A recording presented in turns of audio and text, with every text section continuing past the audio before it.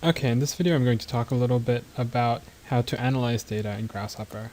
And just as a recap, I'm going to go in and make a little tool that's just a Wallmaker. So the premise is that drawing polylines will create walls. So the first half of this video will be how to create this tool. If you feel like you're comfortable with either the tool interface of syncing cameras or grabbing geometry, then go on to the second one. And if you want to recap, just watch this video. So first, we're going to start out with a general idea of the format or the setup of a tool. There's one part in which we sync the camera views so that the left view and the right view of an interface are synced up. There's another process then in which we grab some geometry, we create the form, and we process and do some processing in Grasshopper. That will be the bulk of the Grasshopper script. We will then analyze what we've made and analyze the data and process it and represent it, or calculate some results, and then we'll then represent it within the interface. And that's kind of the basic setup that I've proposed as how to create a tool incorporating both an interface and a feedback loop of creation and analysis. So I'm going to go in. Again, this is a recap, so I'm going to go from start to finish. The first thing I want to do is I want to have two viewports that are synced up. So what I'm going to do is I'm going to create two views. I'm going to change both of the views to perspective. And then I'm going to name these views. And I'll call one model view. It could be called anything. I'll call this interface view. Again, this is, you can choose to name this whatever you want as long as it's consistent, or as long as you can later reference it in the Grasshopper script. Then I'm going to call the other one representation view. I'm going to make sure to set the left view as interface view, the right view as representation view, or vice versa. Now then we're going to use the Flounder camera control components located on the Flounder tab. If you don't have these are a set of components that I've created, and you can find them by Googling Flounder camera control. Clicking on the first link from Food for Rhino, which is then this page, and going down and downloading version 0.2.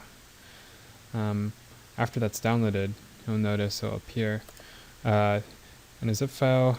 Grab these files and then just drag them into the Grasshopper window. This only pops up because I only have the components installed, but if you don't, a new tab will appear, and then you can start dragging these components onto the Grasshopper canvas. So the component we want is the equals sign, which basically syncs two cameras up, and it requires an activate toggle. So we're going to get a Boolean toggle, Boolean meaning true or false, and then we're going to connect the output of the toggle to the activate. So when I double click on true or false, it sends the appropriate value to the activate input. I'm also going to create a panel object.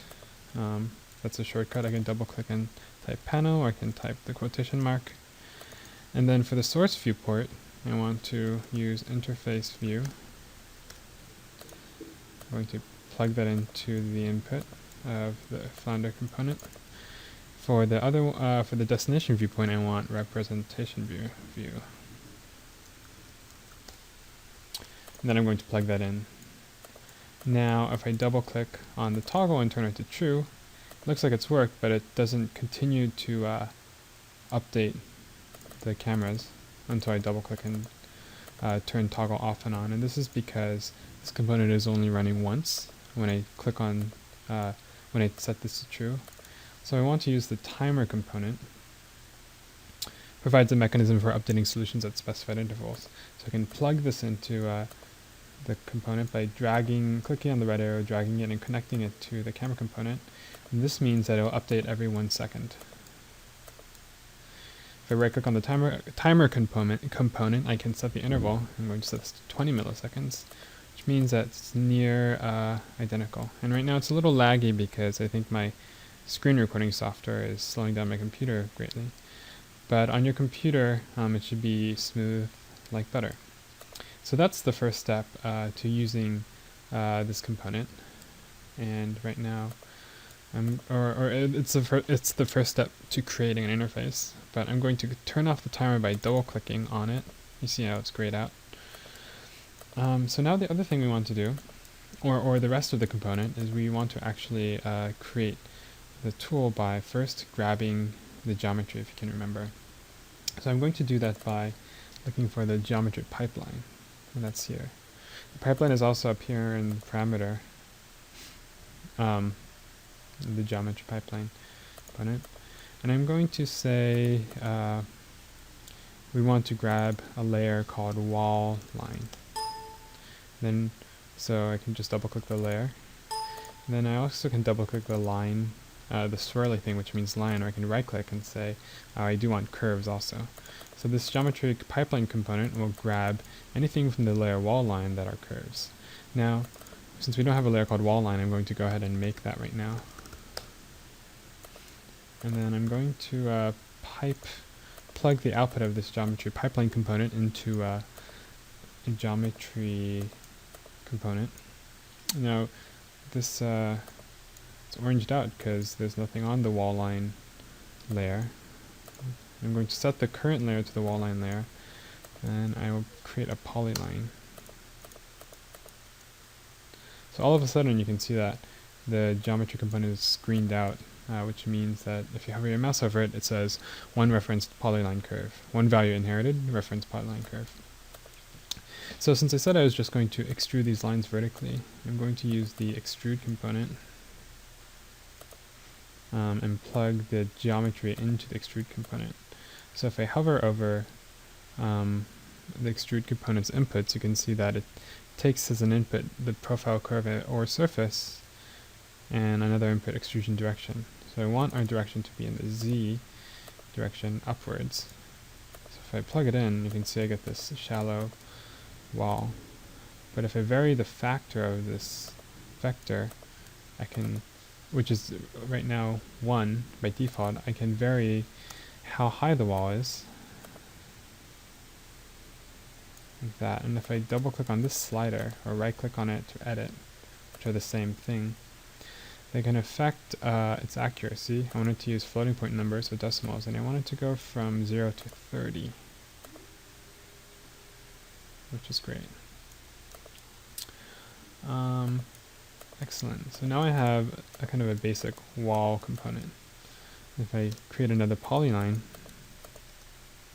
create another wall. This is actually kind of interesting. It's a very simple way to design, but it's already very convenient. And you can imagine that it would come in incredibly handy when creating a plan, just because you can draw something and see what happens at the same time. This is especially nice because you don't have to constantly be extruding lines, and you can also edit lines easily by typing points on, or F10, and move points around at will. And it's very simple, but instead of just watching me do this in the video, if you actually try this yourself, I think you can kind of appreciate how simple and how clean and how helpful this new interface can be. So the other thing we can do is we can publish this this number, which is the height of the wall. It's called wall height. We can publish to the remote panel, and it shows up here. If you don't see this, go to Grasshopper, View, Remote Control Panel, and turn it on, which will appear in Rhino. And so in Rhino, that means you can view the wall height, vary the wall height without going into the Grasshopper canvas interface. Now, the last thing we might be able to do is then analyze the data and then do things with the data. But I'm going to skip that step right now because that's going to be the scope of the data analysis video. So what I'm going to do is I'm going to then just represent the geometry we have by creating a preview component. You can see the preview component makes it hot pink as default for some reason, and then I'm going to create a color picker object that I then plug into the shader. So this is the preview component takes geometry as input, shader as output, and then I can vary the color, and so this means that I can be making geometry that automatically has a given color and representation mode. I can change the transparency of everything, and I can also make my walls just black or gray. It's good practice also then to, if I'm using a preview component, to highlight everything but my preview component, middle click on it, and then hide or disable the preview for all other objects. Just because if the preview is enabled, then for example if I wanted transparent walls, you would also see the green because it's showing up, or the reddish wall because it's showing up, because this component is rendering the walls or the geometry as red. If I middle click on it and then hide it, now you'll get the actual color of what I'm using to shade the geometry, which is in this case a gray but transparent. And then in this case, if I turn the sync camera icon back, aspect back on, then you can have this interface. Now it's not as important right now, so I'm actually going to turn this off because we're using a fairly simple tool. But you can still see how it's incredibly helpful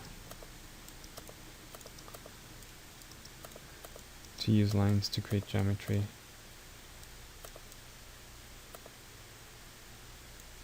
Okay, so the next video I'm going to go in, and assuming that you have this component, what can you do and how can you analyze the geometry that you get from this in order to come to some conclusions. It's going to be a few mathematical operations and some general ways in which data analysis can affect geometry and thus your tool.